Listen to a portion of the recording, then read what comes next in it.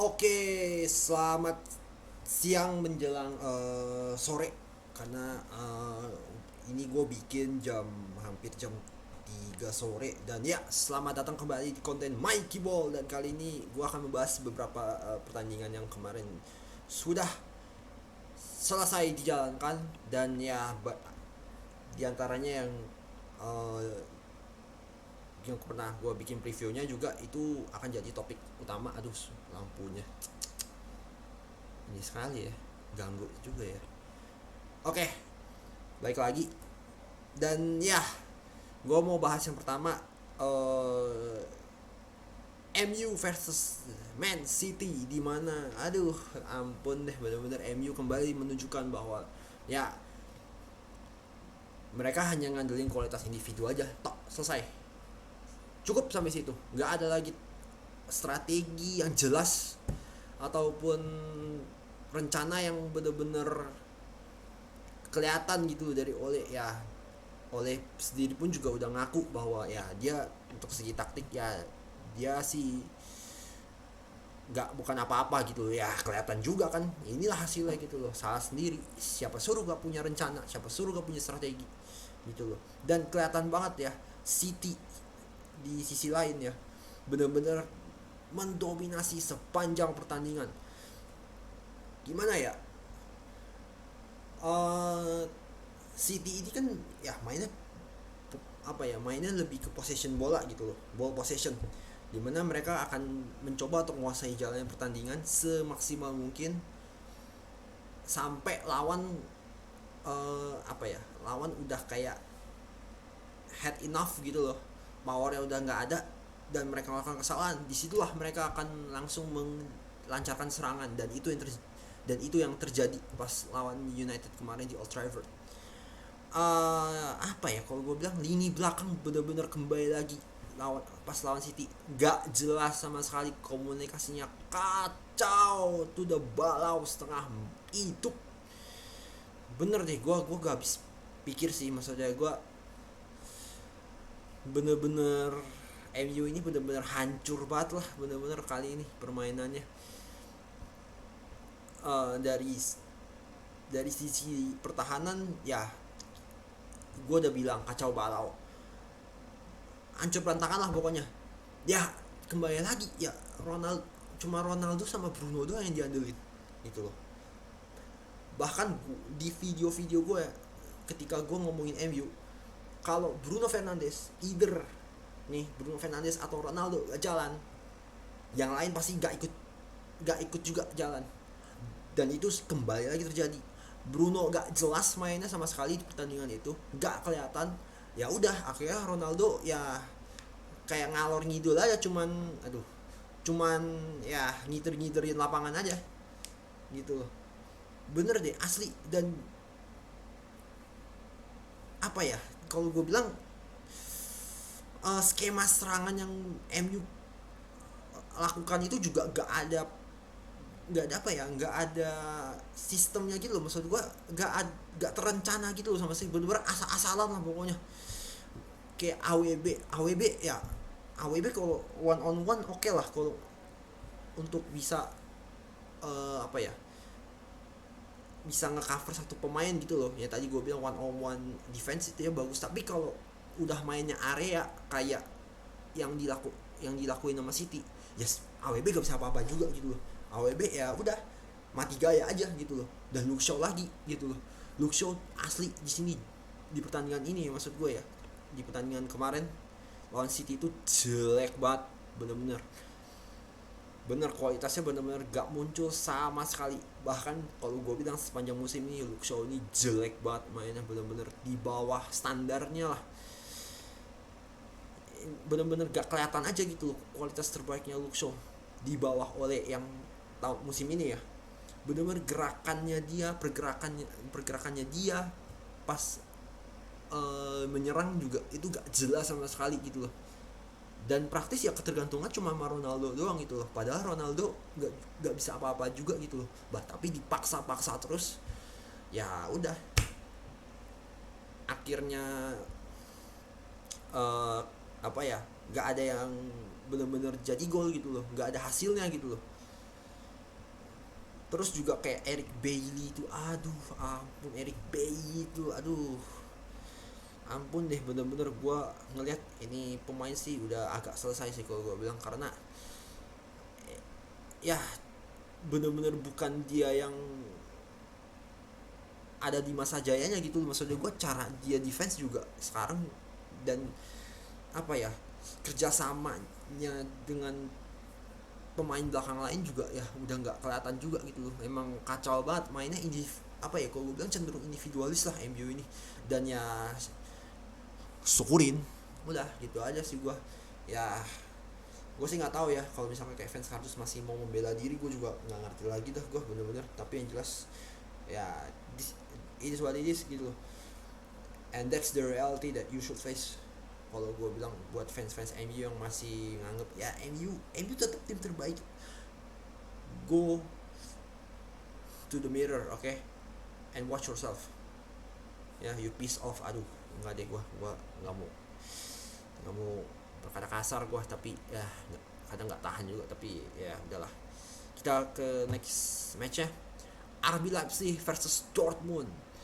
Ya, gue harus bilang nih dua tim sebenarnya tidak layak untuk menang, benar. Tapi yang menjadi pembeda adalah bagaimana Leipzig bisa memanfaatkan situasi dari uh, pertahanan Dortmund, terutama di gol pertama, which was good enough, good, bukan good enough lagi, which is a good, which was a great goal to score gitu loh.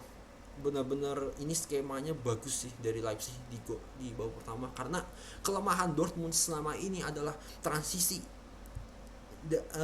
untuk bertahannya mereka, terutama dari lini belakangnya ya.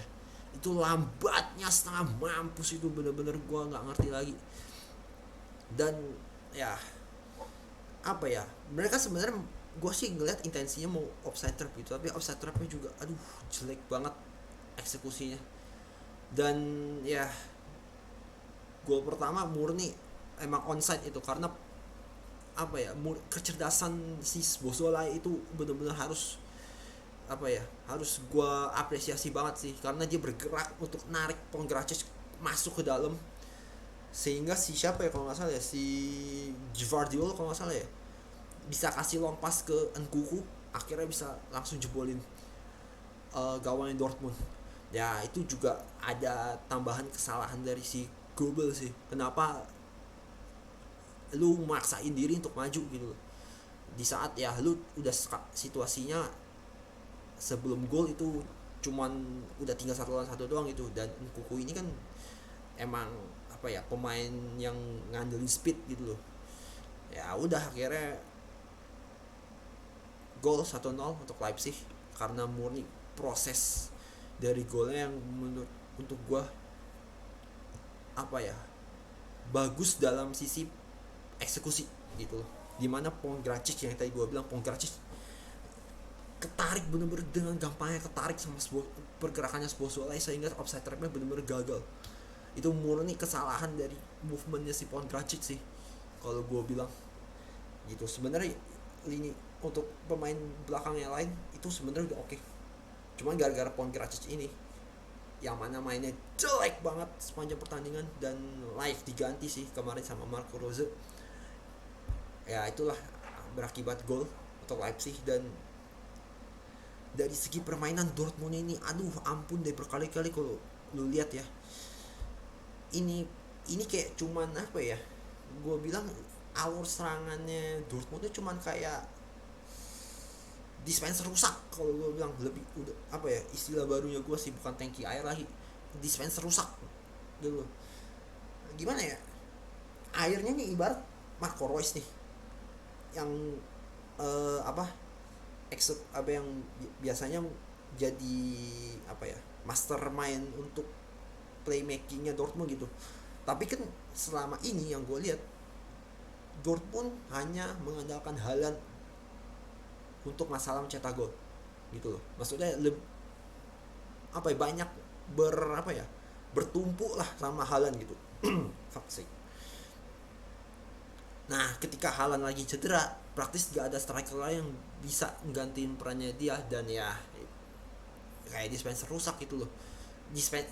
Kerannya tuh si Haaland yang megang gitu. Nah kerannya rusak, airnya kan nggak keluar. Ya kayak gitu Dortmund yang sekarang gitu, dimana Haaland, ketika Haaland nggak ada, ya udah dispenser rusak gitu loh. Air, ibaratnya ini Marco Reus yang kasih air, Haalandnya nggak bisa, cedera nih, nggak bisa isi airnya, nggak ada hasilnya, yaitu airnya keisi. Nah ibarat termos gitu atau botol airnya tuh hasil atau output dari serangan si Dortmund, itu yang nggak ada gitu. Daniel Malen lu jadiin striker gitu ya, oke sih, tapi uh, kayak bukan tipe mainnya dia gitu loh, kayak memaksakan diri si Marco Rose ini gitu. Dan juga lini belakangnya kembali lagi ya, dengan lambatnya transisi si Hamos dan kawan-kawan, ya buat gue, ya gue nggak tahu ya apa yang harus mereka benahi ya. Tapi yang jelas yang harus dibenahi sih lini pertahanannya terutama, karena jelek yang minta ampun dan selalu kebobolan sepanjang musim ini di Bundesliga, at least 1 gol. Dan ya bukan gak mungkin lu lawan Bayern Munchen bisa diobok-obok lu dengan main kayak gini, bener deh. Gak ada Haaland yang jadi apa ya, hilir hilir atau uh, target man dari si Dortmund gitu, ya udah kelar. Kalau dan ya gue juga nggak tahu kenapa Marco Rose gak terpikir gitu untuk cari striker penggantinya si Haaland gitu. Dipikir Daniel Malen bisa gitu, padahal Daniel Malen itu murninya itu sebagai winger. Dan ya gue nggak ngerti lah, tapi kalau Dortmund mainnya kayak gini terus ya, bukan gak mungkin Dortmund tidak akan main di Liga Champions musim depan. Gak heran sih kalau mereka sampai kelempar dari Liga Champions musim depan, karena mainnya emang jelek banget murni. Dan sementara Leipzig benar-benar mainnya kemarin ya gak gitu bagus tapi gak gitu jelek juga, jadi ya standar sesuai dengan inilah permainan yang biasa mereka uh, lakukan lah, dengan pergerakan cepat dari uh, pemain dari Leipzig, terutama di tengah sama lini serangnya gitu. Dan mereka layak menang sih, karena dari gol pertama prosesnya cukup bagus dalam segi eksekusi. Dan ya gol keduanya uh, Dortmund lagi, golnya Leipzig pun juga sama gitu loh. Maksudnya gue kurang lebihnya memang karena ada kesalahan dari lini pertahanan Dortmund lah, yang berkali-kali gue lihat Marco Rose ini gak pernah sama sekali ngelihat ini gitu. Jadi ya kalau Dortmund begini terus sih, ya buat gue udah selesai sih. Dan bukan gak mungkin Marco Rose bisa dipecat di akhir musim. Percaya sama gue kalau mainnya kayak gini terus, kalau nggak dipecat juga ya gue bener-bener speechless sih. Mau kebobolan berapa lagi lu, dan lu gak lu benahin bener-bener sampai sekarang. Oke, terus kita ke Celta Vigo versus Barca yang kemarin gue tonton juga. Ya gue tetap ngikutin Barca lah, walaupun gue nggak gitu bikin previewnya, karena gue nggak gitu yakin lagi sebenarnya sama Barca di tahun ini. Gimana ya, Barca ini bener-bener butuh pemain yang cepet kayak Ansu Fati gitu, yang mana pergerakannya dianya kan bisa sangat bisa sangat merusak lah lini pertahanan lawan gitu. Tapi bener deh, kembali lagi ini Barca ini bener-bener mainnya kayak anemia semua, bener kayak lagi kena anemia. Bener deh, terutama di babak kedua. Ya kalau babak pertama fine lah, gue masih ngeliat ini permainan Barca auranya mulai balik gitu. Tapi di babak kedua sama sekali 180 derajat terbalik, bener-bener. Setelah Ansu Fati ditarik, Nico Gonzalez ditarik, praktis gak ada nyawanya permainan Barca ini sama sekali. Dan berkali-kali Celta Vigo juga akhirnya banyak neken Barca gitu loh, banyak memberikan pressure untuk Barca. Dan ya ketika pressure yang banyak itu dilakukan oleh tim lawan, ini kelihatan banget Barca juga konsentrasinya hilang, fisiknya juga gak kuat lagi gitu. Jadi ya akhirnya jadi 3-3 gitu. Untuk gua sih bener-bener ini one of the most disappointing match by them gitu. Bener deh, gua sih bener-bener gak tahu lagi ini kalau apa ya, kalau gue jadi pelatih sih gue sih gak sabar gue tamparin sih satu-satu sih gitu. Tapi ya apalah daya, gue cuma penonton doang yang bisa kasih analisa aja gitu dari permainannya mereka. Jadi ya bener-bener asli deh, masalah kebugaran dan masalah konsentrasi menjadi poin yang perlu diperhatikan dan perlu dibenahi sih sama Barca kalau masih mau bersaing dengan tim-tim papan atas lain di La Liga sekelas Madrid sama Atletico gitu loh. Karena lawan Celta Vigo aja bisa bisa di comeback 3-3, itu menurut gua udah ada tanda tanya besar gitu, terutama dengan cedera, kembalinya cedera dari Ansu Fati yang mana dia harus keluar at least 1 bulan.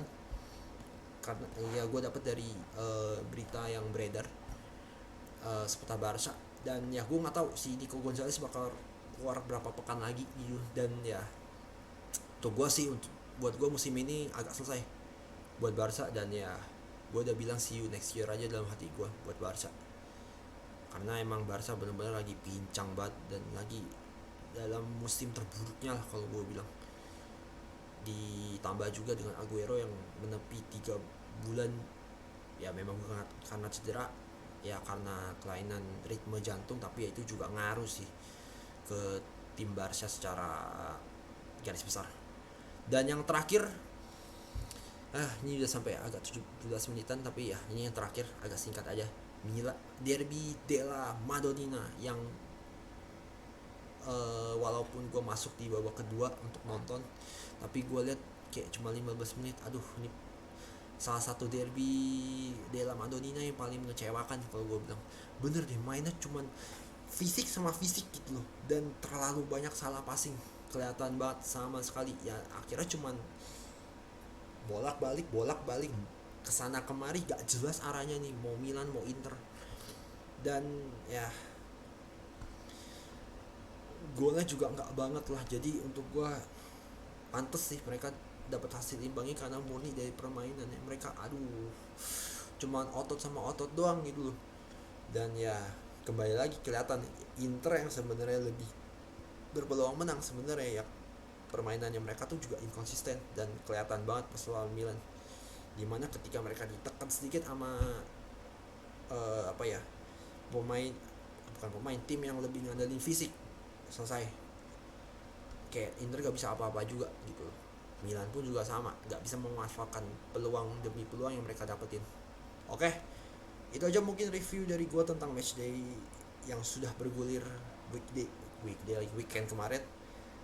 Ketemu lagi di apa ya, di konten gue berikutnya, dan sampai jumpa lagi di video selanjutnya. Oke, ciao.